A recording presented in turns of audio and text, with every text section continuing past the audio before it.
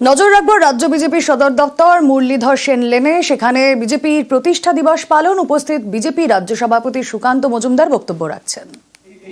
যারা গুন্ডা বদমাশ, যারা তোলাবাজি করে খায়, তাদের বিরুদ্ধে যদি লড়াই করতে হয় লড়াই করব, লাঠি খাবো, ঢিল খাবো, প্রয়োজনে গুলি খাবো, কিন্তু ময়দান ছেড়ে যাব না। এখানে পরিবর্তন করে তবেই আমরা শান্ত হব। সেই প্রতিজ্ঞা নিয়ে আজকে নিজের নিজের এলাকায় আমরা সবাই ফিরে যাই। মাননীয় প্রধানমন্ত্রী নেতৃত্বে আমরা আগামী দিনে এই পশ্চিমবঙ্গে পরিবর্তন আনবো, গোটা ভারতবর্ষে পরিবর্তন আসছে। আমাদের কর্মীদেরকে আমি আহ্বান জানাবো, এখানে উত্তর কলকাতার বেশিরভাগ আমাদের কর্মী নেতৃত্ব আছেন, তাদেরকে মন্ডল সভাপতিরাও আছেন, তাদেরকে অনুরোধ করব আজকে নিজের বুথে, যারা আজকে সময় পেলেন না তারা কালকে নিজের বুথে গোটা পশ্চিমবঙ্গ জুড়ে আমরা পার্টির প্রতিষ্ঠা দিবস পালন করব। এবং এই পার্টির প্রতিষ্ঠা দিবস পালনের ক্ষেত্রে আমাদের ডক্টর শ্যামাপ্রসাদ মুখার্জির ভূমিকা, পশ্চিমবঙ্গ তৈরিতে ডক্টর শ্যামাপ্রসাদ মুখার্জির ভূমিকা এবং পশ্চিমবঙ্গকে কেন তার নিজের রূপ নিজের বর্ণে আগামী দিনেও টেকানো দরকার। শুধু শুধু পশ্চিমবঙ্গের মানুষের জন্য নয়, ভারতবর্ষের অস্তিত্বের জন্য পশ্চিমবঙ্গ দরকার। কারণ দিল্লি যদি ভারতবর্ষের রাজনৈতিক ক্যাপিটাল হতে পারে, মহারাষ্ট্র যদি ভারতবর্ষের ফিনান্স ক্যাপিটাল হতে পারে, ভারতবর্ষের কালচারাল ক্যাপিটাল, সাংস্কৃতিক রাজধানী হচ্ছে কলকাতা, বৌদ্ধিক রাজধানী হচ্ছে কলকাতা। ভারতবর্ষের অস্তিত্ব এই কলকাতাকে ছাড়া, এই পশ্চিমবঙ্গ ছাড়া ভাবা যায় না।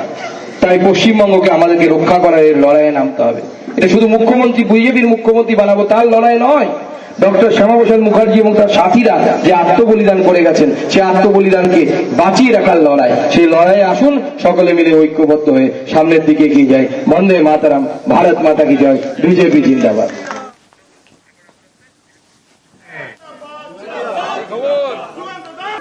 মেদিনীপুরের গোপগড়, সেখানে দিলীপ ঘোষ। রামনবমীতে নন্দিনী মন্দিরে পুজো দিয়ে বাইক মিছিল দিলীপের।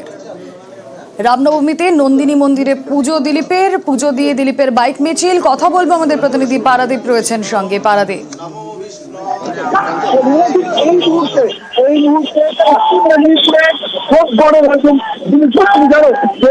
রাজ্যের মতো মেদিনীপুরের বিভিন্ন জায়গায় প্রাক্তন রাজ্য সভাপতি বিভিন্ন কার্যসূচি রয়েছে, তারই অন্যতম অঞ্চল। পারাদীপ, তুমি আমাদের সঙ্গে থাকো, তোমার ভয়েস ক্লিয়ার আসছে না। আমরা ছবিটা দেখাই, যেখানে নন্দিনী মন্দিরে পুজো দিলীপ ঘোষের, আর তারপরই বাইক র্যালি। দিলীপ ঘোষের বাইক র্যালির ছবি আপনারা দেখছেন। মেদিনীপুরের গোপগড়ে নন্দিনী মন্দিরে পুজো দেওয়ার পর দিলীপ ঘোষের বাইক র্যালি।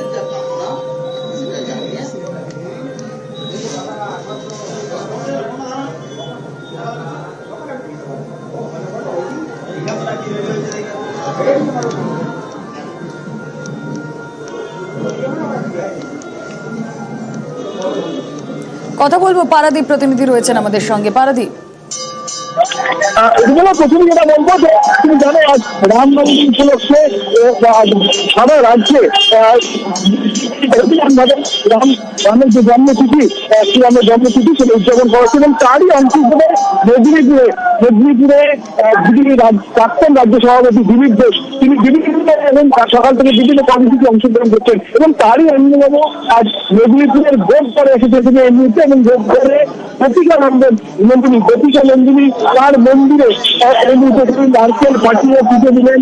এবং শ্রীরামের পুজো করার পরে তিনি এই মুহূর্তে সেখান থেকে বেরিয়ে বাইক র্যালি হচ্ছে এবং সেই বাইক র্যালিতে অংশ নিচ্ছেন। এবং একদিকে যখন আমরা দেখতে পাচ্ছি প্রচুর বিজেপি কর্মী সমর্থক প্রায় হাজার বাইকে যারা কর্মী সমর্থকরা, তারা এই মুহূর্তে মেদিনীপুরের রাস্তা দিয়ে থেকে তারা এগিয়ে চলেছেন। এবং বারে বারে আজ সকালে যখন দিলীপ ঘোষের সঙ্গে কথা বলছিলেন, তিনি বলছিলেন সারা রাজ্যে রামের এই জন্মতিথি সেটা তারা উদযাপন করবেন। এবং আজকের দিন থেকেই তুমি জানো যে 2026 বিধানসভা নির্বাচন, তার ঠিক 1 বছর আগে এই রামনবমী উদযাপনের মাধ্যমেই রাজনৈতিক প্রেক্ষাপটে কিন্তু আলাদা একটা গুরুত্ব, আলাদা একটা কাজ করেছে। সেই জায়গাটা থেকেই বিজেপি রাজ্য বিজেপির নেতৃত্ব রয়েছেন, দিলীপ ঘোষ রয়েছেন, শুভেন্দু অধিকারী রয়েছেন, সুকান্ত মজুমদার রয়েছেন, তারা বিভিন্ন রকম কর্মসূচি নিয়ে তাদের পরিসংখ্যা যারা রয়েছেন তাদের উদ্যোগ থেকে চাইছেন এবং কোথাও কোনো একটা জায়গায় এক জায়গায় করে নিয়েছেন ভোটের দিকে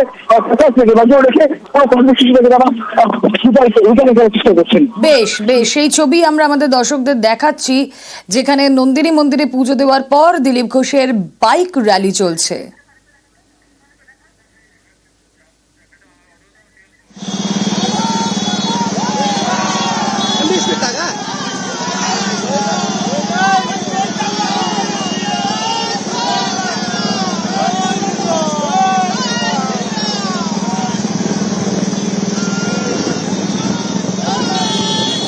রামনবমীতে নন্দিনী মন্দিরে পুজো দেওয়ার পর দিলীপ ঘোষের বাইক র্যালি, সেই ছবি আমরা দেখছি। পারাদীপ ঘোষ প্রতিনিধি থাকবেন আমাদের সঙ্গে, জানার চেষ্টা করব যে এই বাইক র্যালি ঠিক কোথা থেকে কোথা পর্যন্ত হচ্ছে। তার আগে রামনবমীর ছবি আপনারা দেখছেন খড়গপুরে নন্দিনী মন্দিরে পুজো দেওয়ার পর দিলীপ ঘোষের বাইক র্যালি।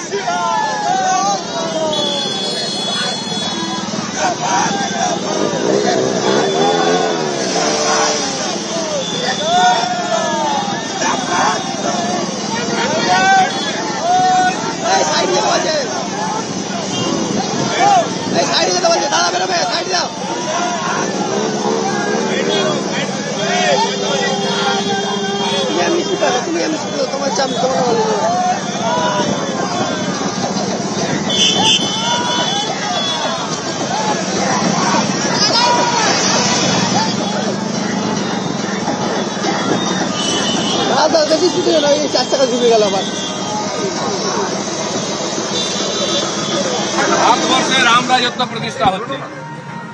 2047-এর মধ্যে ভারত বিশ্বগুরু হবে, উন্নত দেশ হবে, আর রামের আদর্শকে নিয়ে যাবে। তাই প্রতিনিয়ত রাম নবমীতে দেখুন উৎসবের সংখ্যা বাড়ছে, পরিমাণ বাড়ছে, নতুন করে উৎসাহ বাড়ছে। পুলিশের কাজটা বাধা দেওয়া নয়, উৎসব সুচারুরূপে হয় তার জন্য সহযোগিতা করা। তারা যদি উল্টো করে ব্যাপারটা উল্টো হবে। সরাসরি আপনাদেরকে দেখাচ্ছি অযোধ্যার ছবি। অযোধ্যার ছবি আপনাদের দেখাবো, সেই ছবি আপনারা দেখছেন। দেশের বিভিন্ন জায়গায় রামনবমী পালিত হচ্ছে, আর অযোধ্যাতেও রামলালার জন্মভূমিতে সেখানে রাম মন্দিরে আজ রামনবমী পালন। ছবি দেখছেন আপনারা। গত বছর অযোধ্যায় উদ্বোধন হয়েছে রাম মন্দিরের। গত বছর উদ্বোধন হওয়ার পর সেই ছবি আপনাদের সামনে। গত বছর জানুয়ারি মাসে 22শে জানুয়ারি উদ্বোধন হয় রাম মন্দিরের, আর তারপর রাম মন্দিরে রামনবমী পালনের ছবি আমরা গতকাল দেখেছি। এবং আজ একটি বিশেষ ঘটনা, যেটা আমরা গত বছরও প্রত্যক্ষ করেছিলাম, রামলালার কপালে তিলক এঁকে দেবেন সূর্যদেব। সেই দৃশ্য প্রত্যক্ষ করতে বহু ভক্তের সমাগম। এই মুহূর্তে রাম মন্দিরে চলছে পুজো অর্চনা।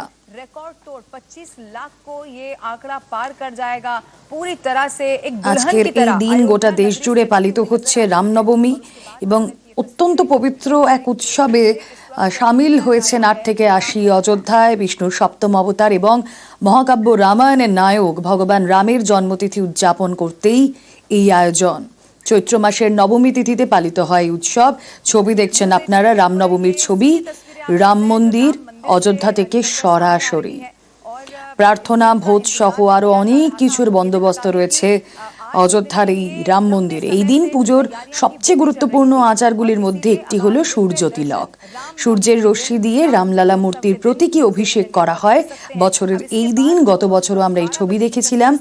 গত বছর অযোধ্যায় উদ্বোধন হওয়ার পর রাম মন্দিরে প্রথমবার এই ঘটনার সাক্ষী থেকেছিল গোটা বিশ্ব। এই ঘটনাকে সূর্যের আশীর্বাদের প্রতীক বলেও মনে করা হয়। का प्रकाश है वो गर्भगृह में विराजी ये जो रामलला की मूर्ति आप देख रहे हैं, इनके माथे पर तिलक की तरह जो प्रकाशमान होगी ऐसा। আর এবার হাওড়া শিবপুরের ছবি আপনাদেরকে দেখাবো। দেশজুড়ে রামনবমী পালন। হাওড়া শিবপুরেও সেই ছবি, শোভাযাত্রা এবং তা ঘিরে কড়া নিরাপত্তা। মিছিলে 500 জনের থাকার অনুমতি। আইডি কার্ড দেখে সংস্থার তরফে দেওয়া হচ্ছে ব্যাচ, আর ব্যাচ পরে মিছিলে থাকতে হবে 500 জনকে। কথা বলবো, দেবাশিস প্রতিনিধি রয়েছেন আমাদের সঙ্গে। দেবাশিস, দেখো, অবশ্যই সকাল থেকেই কিন্তু যেরকম মিছিলকারীরা অর্থাৎ অঞ্জনী প্রত্যসেরা যাদের মিছিল হবে এই শিবপুর কাজীপাড়া থেকে ঠিক ডান দিকে যে রাস্তায় গিয়ে জিটি রোড ধরে সোজা হাওড়া ময়দান পৌঁছবে।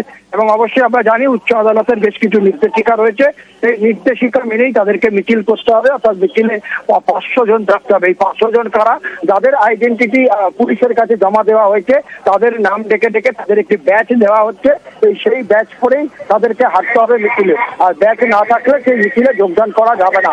এবং ইতিমধ্যেই কিন্তু এই মিছিল ঘিরে ব্যাপক নিরাপত্তার বেষ্টনীতে রেখে দেওয়া হয়েছে শিবপুর অঞ্চল। তার কারণ আমরা জানি কয়েক বছর 2 বছর আগেও কিন্তু এখানে একটা অপ্রীতিকর ঘটনা ঘটেছিল, সেই কারণে যাতে নতুন করে কোনো সমস্যা না হয় নিরাপত্তার ব্যবস্থা করা হয়েছে। কিছুক্ষণ আগেই হাওড়ার পুলিশ কমিশনার প্রবীণ ত্রিপাঠী ও আইজি সিআইডি অখিলেশ চতুর্বেদী নজর থাক।